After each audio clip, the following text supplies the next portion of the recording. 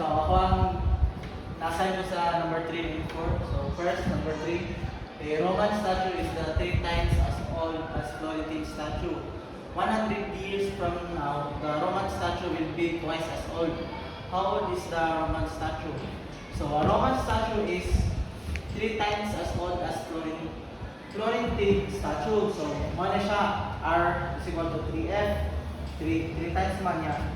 Sa formula na itong gamiton is kaning R plus 100 is equal to 2F plus 100. So, diri na dayon.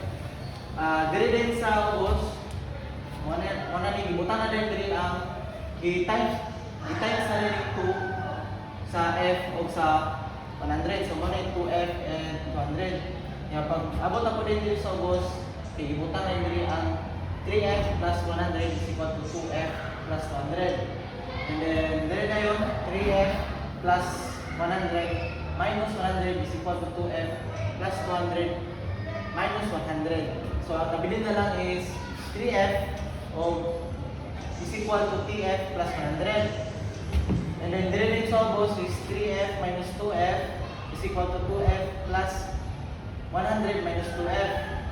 So, ang diri, 3F minus 2F is equal to F niya ang equation natin is 100. So, kanina yung 3 is equal, R is equal to 3 times 100. Kaya mo siya, ito na yung 100 years from now. So, 3 times 100 is equal to 300. And sa number 4, the slope of the line passing through the points 1 and 2 and 3 and 4 is calculated using the formula.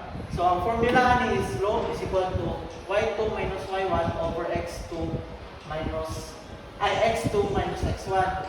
So, dire, ipambutan na dayon sila. Slope is equal to y2 which is ang 4 minus 2 which is mo ang y1 over x2 is mo ang 3 minus x1 is mo ang 1. So, pag subtract na ng 2, 1 2 over 2, i-divide din mo, so is equal to 1. So, mana na yung answer sa number 4.